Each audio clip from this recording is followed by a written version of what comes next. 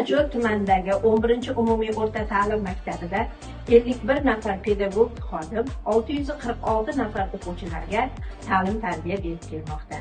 O'quvchilarning bo'sh vaqtlarini mazmunli o'tkazish maqsadida bir qancha ishlar amalga oshirildi. Shashka va futbol to'garaklari ham muntazam faoliyat yuritib, futbol to'garagi a'zolari tuman miqyosidagi musobaqalarda muntazam g'oliblikni qo'lga kiritib, viloyat bosqichlarida ham ishtirok etib kelmoqda.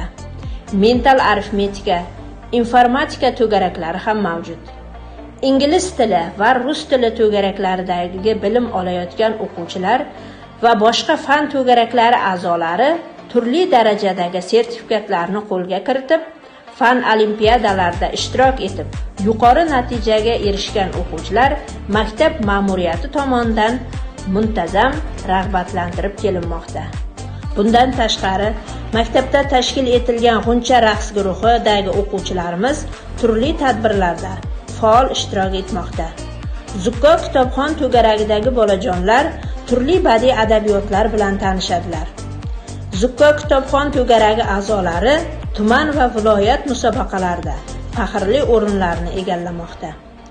Bizning asosiy maqsadimiz pedagog xodimlar va o'quvchilar bilan birgalikda sifatli ta'limni amalga oshirish.